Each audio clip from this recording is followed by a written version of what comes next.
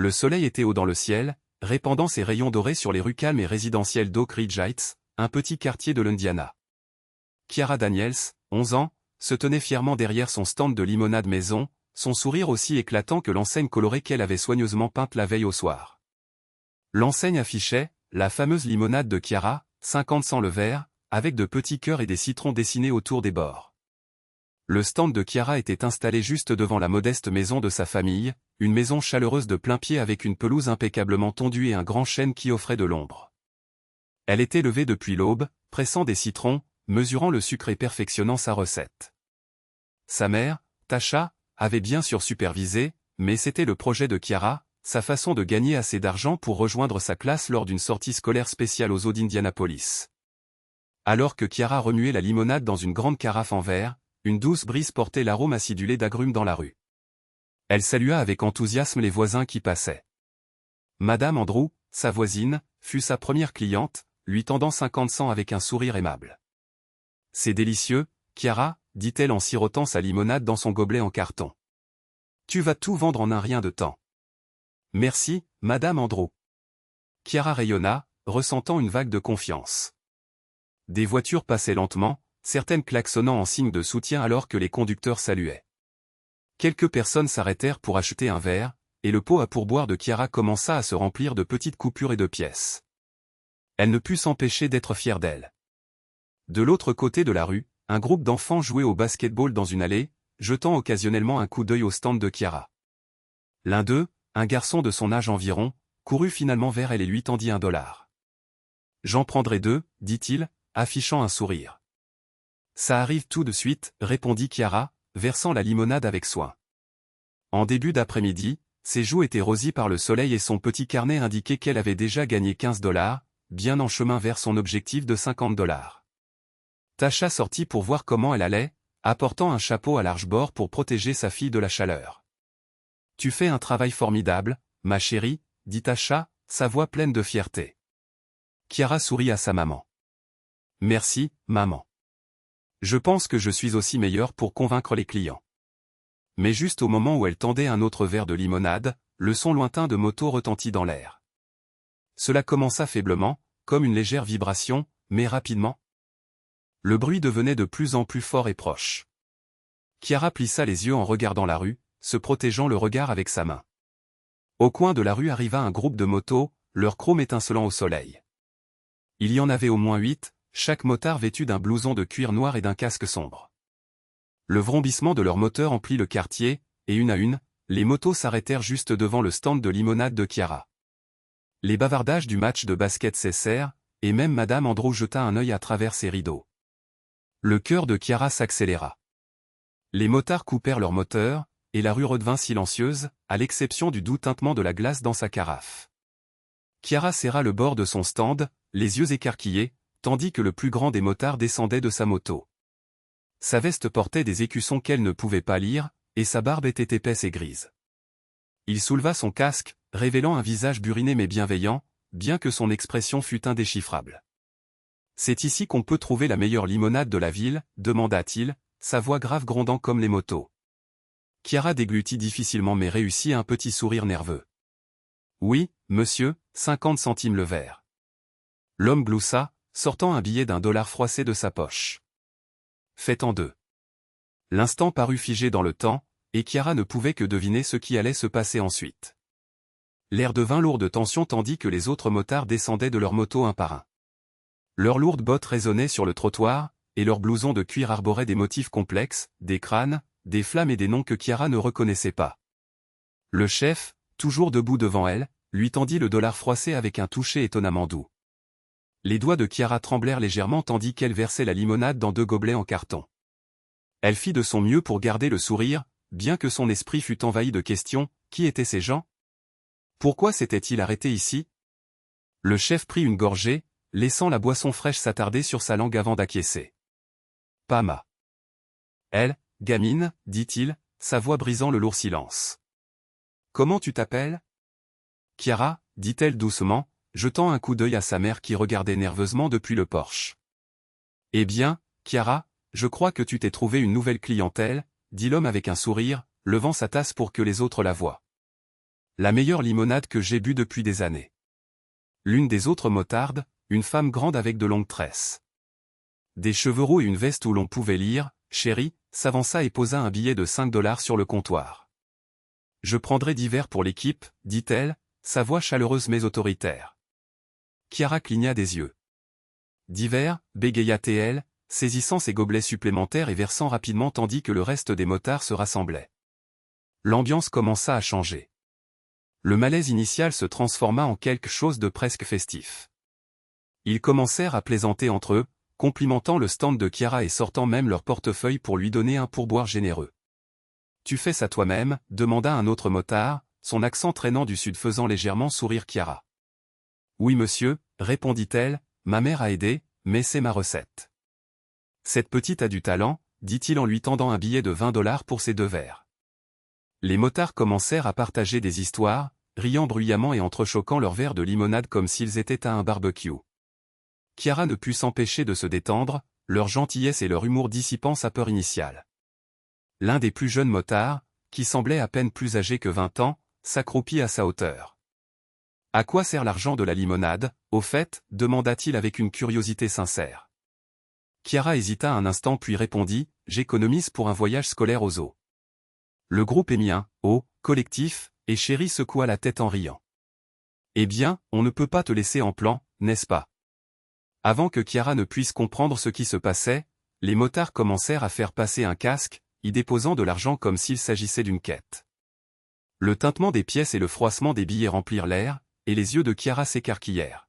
« Tiens, ma belle, dit Chérie en rendant le casque à Chiara, ça devrait couvrir bien plus qu'un simple voyage au zoo. » Chiara jeta un coup d'œil à l'intérieur et haleta, il devait y avoir plus de 200 $ là-dedans, bien plus que ce qu'elle n'aurait jamais imaginé gagner en une journée. « Merci, merci beaucoup, s'exclama-t-elle, sa voix tremblante d'excitation et de gratitude. « Tu l'as bien mérité, petite, dit le chef en finissant sa limonade. Le travail acharné mérite d'être soutenu. » Alors que le moment semblait se calmer, l'un des motards, un homme costaud avec un tatouage d'aigle sur le bras, devint silencieux. Son regard s'adoucit en regardant Chiara, son extérieur rude cédant soudainement la place à quelque chose de profondément émotionnel. « Tu me rappelles ma fille, dit-il, sa voix à peine plus forte qu'un murmure. Le groupe se tut, son énergie enjouée remplacée par. Avec un respect solennel, Chiara pencha la tête. « Votre fille » L'homme hocha lentement la tête. « Elle est décédée il y a quelques années. Elle avait à peu près votre âge et aimait tenir de petits stands comme celui-ci. Vous voir ici, eh bien, c'est comme revoir une partie d'elle. » Chiara ne savait pas quoi dire. Sa mère, maintenant à ses côtés, posa une main rassurante sur son épaule. « Je suis désolé pour votre perte, dit Tasha doucement. » L'homme esquissa un sourire doux amer. « Merci. Vous savez, l'aider aujourd'hui, c'est comme honorer sa mémoire, alors merci à vous aussi. » Le groupe resta silencieux un instant avant que le chef ne tape dans ses mains. « Bon, ne transformons pas ça en festival de pleurs. Nous avons encore de la limonade à acheter. » Les rires reprirent, et avec eux, un sentiment de connexion renouvelé alors que les motards commençaient à se préparer à partir. L'un d'eux se retourna et dit « Nous allons faire passer le mot pour votre stand, Chiara. Vous aurez des clients qui feront la queue autour du pâté de maison d'ici la fin de la journée. » Le cœur de Chiara se gonfla de gratitude tandis que les motards enfourchaient leurs motos, faisant vrombir leur moteur en guise de salut d'adieu. Elle les salua de la main alors qu'ils s'éloignaient, leur présence laissant derrière elle un souvenir puissant qui perdurerait bien plus longtemps que leur bruit. Alors que le bruit des moteurs des motards s'estompait dans la rue, Chiara resta plongée dans un silence stupéfait. Le casque rempli d'argent était posé sur son stand de limonade, et pendant un instant, toute l'expérience lui sembla être un rêve. Sa mère Tasha rompit le sortilège d'un léger gloussement. « Eh bien, ma chérie, je crois que tu as gagné plus en un jour que la plupart des stans. Déesse de limonade en un mois, dit-elle, la voix pleine de fierté. » Chiara leva les yeux vers sa mère, ses grands yeux pétillants. « Tu crois qu'ils étaient sérieux quand ils ont dit qu'ils allaient faire passer le mot ?» Avant que Tasha ne puisse répondre, le bruit de portières de voitures claquant et de bavardage emplit l'air. Un groupe de voisins s'était rassemblé au bout de la rue, curieux de l'agitation. Parmi eux se trouvait Monsieur Harris, le propriétaire de l'épicerie locale, et quelques-uns des enfants qui jouaient au basket-ball plus tôt. L'un d'eux appela « Hé, Chiara, c'est quoi toute cette histoire de motards à ton stand? Chiara sourit nerveusement. Ils sont venus pour de la limonade et ont, en quelque sorte, acheté beaucoup. C'est un euphémisme, intervint Tasha en désignant le casque rempli d'argent. La nouvelle se répandit vite à Oak Ridge Heights. En moins d'une heure, d'autres voisins. Des gens sont arrivés, certains par curiosité, d'autres pour soutenir le stand de Chiara, après le bruit qui courait au sujet de ces visiteurs inattendus. Le stand de limonade est devenu le centre de la communauté, des clients faisant la queue pour goûter ce qui était désormais appelé en plaisantant la limonade approuvée par les motards. Tandis que Chiara servait verre après verre, elle ne put s'empêcher de remarquer à quel point l'atmosphère avait changé. Ce qui avait commencé comme une simple activité estivale était devenu quelque chose de bien plus grand. Des étrangers qui se parlaient rarement riaient et discutaient maintenant en attendant leur tour. Des parents racontaient des histoires sur les initiatives entrepreneuriales de leurs propres enfants, et même les enfants du quartier mettaient la main à la pâte, tenant des pancartes pour attirer plus de clients. Au milieu de la foule grandissante, Chiara remarqua une silhouette familière. C'était le motard costaud avec le tatouage d'aigle, qui avait raconté l'histoire de sa défunte fille. Il se tenait à distance, appuyé contre un arbre, son expression indéchiffrable. Chiara hésita, puis leva les yeux vers sa mère. « Maman, tu crois qu'il va bien ?» Tasha suivit le regard de sa fille. « Pourquoi n'irais-tu pas voir ? Parfois, les gens ont juste besoin de quelqu'un pour les écouter. » Chiara prit un verre de limonade et s'approcha, c'est pas prudent mais déterminé. Quand elle fut à sa hauteur, elle lui tendit le verre avec un petit sourire. « Tiens, c'est offert. » L'homme la regarda, surpris, puis, avec un doux sourire, il accepta la boisson. « Merci, petite. » Ils restèrent silencieux un instant avant que Chiara ne parle. « Comment s'appelait votre fille ?» Il parut pris au dépourvu par la question, mais après un instant, il répondit « Amelia, tout le monde l'appelait Mia. » Elle avait un stand comme celui-ci, elle vendait des biscuits et de la limonade le week-end. Chiara sourit doucement. « Je parie qu'elle faisait de très bons biscuits. » Il gloussa, la voix empreinte de tristesse. « Les meilleurs. Elle disait toujours qu'elle ouvrirait sa propre boulangerie un jour. Elle n'en a jamais eu l'occasion, malheureusement. » Chiara ne sut pas quoi dire. Au lieu de cela, elle regarda son stand de limonade, où la foule s'activait toujours, et une idée germa dans son esprit. « Vous pensez que m'aider aujourd'hui, c'était un peu comme l'aider, elle ?» Les yeux de l'homme s'adoucirent et il hocha lentement la tête. « Oui, je crois bien. » Au fil de la conversation, Chiara en apprit davantage sur l'homme, qui s'appelait Doug. Il expliqua comment la perte de sa fille avait laissé un vide dans sa vie, et comment le fait de voir la détermination. Haine et la chaleur lui avaient rappelé l'esprit de Mia. « Je sais que je ne peux pas la ramener, » dit Doug doucement, « mais je peux honorer sa mémoire en aidant des enfants comme toi. C'est pourquoi nous, les motards, faisons ce que nous faisons, nous aidons là où nous le pouvons, même si les gens ne s'y attendent pas. » Chiara lui sourit. « Merci de m'avoir aidé, ça signifie beaucoup pour moi. » Doug posa une main douce sur son épaule. « Continue à poursuivre tes rêves, Chiara. Tu as un bon cœur, ne perds jamais ça. » Alors que Doug rejoignait son groupe de motards, qui s'était rassemblé de l'autre côté de la rue, Chiara ressentit un nouveau sens à sa vie. La gentillesse qu'elle avait reçue ne concernait pas seulement l'argent, il s'agissait des liens et de l'espoir qu'elle apportait à toutes les personnes impliquées. Lorsque Doug et ses amis partirent enfin, Chiara remarqua un petit mot plié glissé sous le casque rempli d'argent. Elle l'ouvrit, le cœur battant, en lisant les mots manuscrits, « Pour la lumière la plus brillante d'un jour d'été, continue de briller. » Doug et l'équipe. Des larmes montèrent à ses yeux tandis qu'elle tendait le mot à sa mère. « Ils n'étaient pas obligés de faire tout ça, » murmura-t-elle. « Non, mais ils en avaient envie, » dit Tasha en serrant sa fille dans ses bras. « C'est ce qui règne. Dès la chose si spéciale. » Alors que le soleil commençait à se coucher, Chiara réalisa que cette journée n'était pas seulement une histoire de limonade ou d'argent, il s'agissait de gens, des histoires qu'ils portaient, de la gentillesse qu'ils partageaient et des liens qui pouvaient tout changer. Dès le lendemain matin, l'effervescence autour du stand de limonade de Chiara avait pris une ampleur encore plus grande qu'elle n'aurait pu l'imaginer. Les motards avaient tenu parole, diffusant la nouvelle de son stand sur les réseaux sociaux et par le bouche à oreille.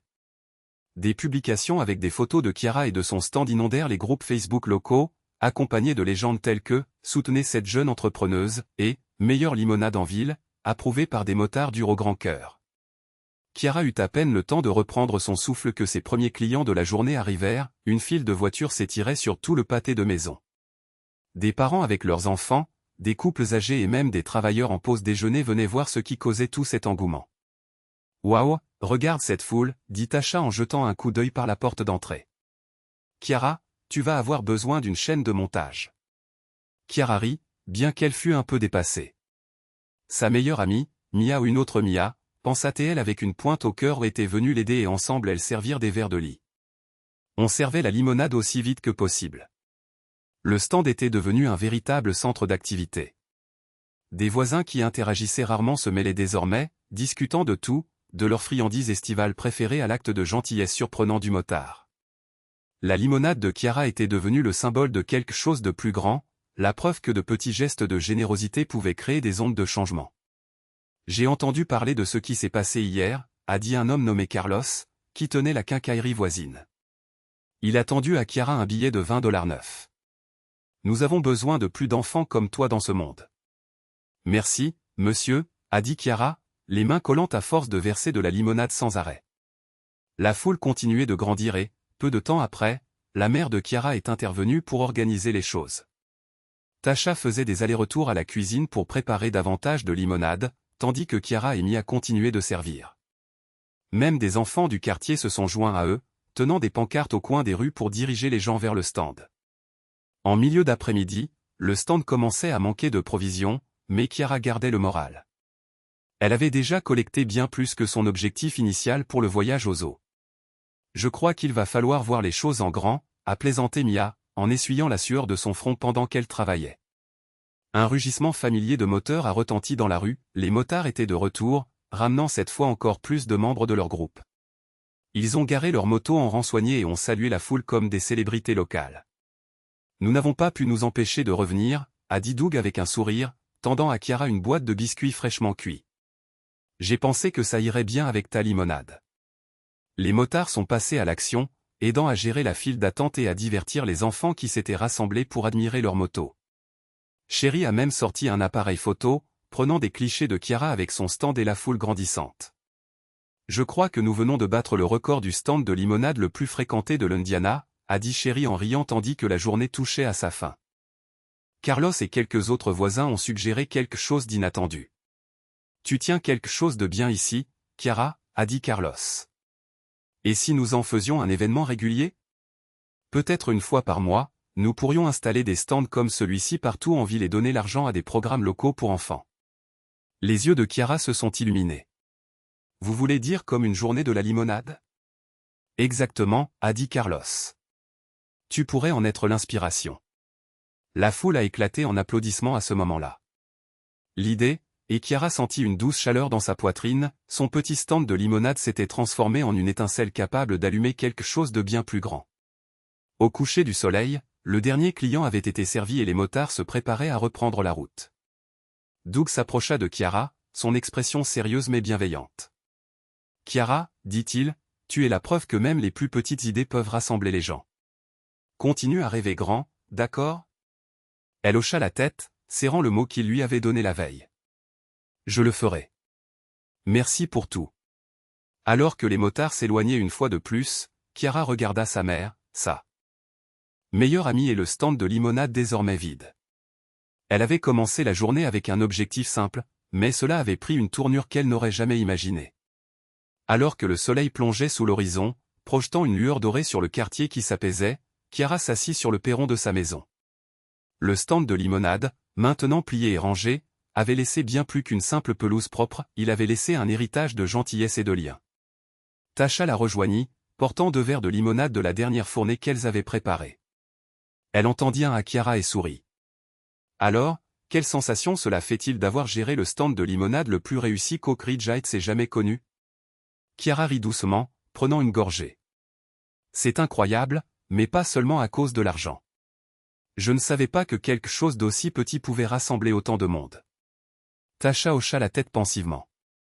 C'est ça le pouvoir de la gentillesse, Chiara. Quand tu donnes, même de petites manières, cela inspire les autres à faire de même. Et quand les gens se rassemblent, de grandes choses peuvent arriver. Chiara regarda le casque rempli d'argent posé à côté d'elle, qui contenait maintenant bien plus que ce dont elle avait besoin pour la sortie aux eaux. « Maman, tu crois qu'on pourrait en donner une partie, peut-être pour aider les enfants qui n'ont pas les moyens de faire des sorties scolaires ou d'acheter des fournitures ?» Les yeux de Tasha s'illuminèrent de fierté. « Je pense que c'est une merveilleuse idée. » Kiara pensa à Doug, à son histoire concernant sa fille, et au motard qui s'était démené pour la soutenir. « Je veux que les gens ressentent ce qu'ils m'ont fait ressentir aujourd'hui, que tout est possible. » Alors que les étoiles commençaient à scintiller dans le ciel, Kiara ressentit une profonde gratitude. Son stand de limonade avait commencé comme un petit rêve, mais s'était transformé en quelque chose de bien plus grand, une leçon de générosité, la force de la communauté et les façons inattendues dont les gens peuvent changer la vie des uns des autres.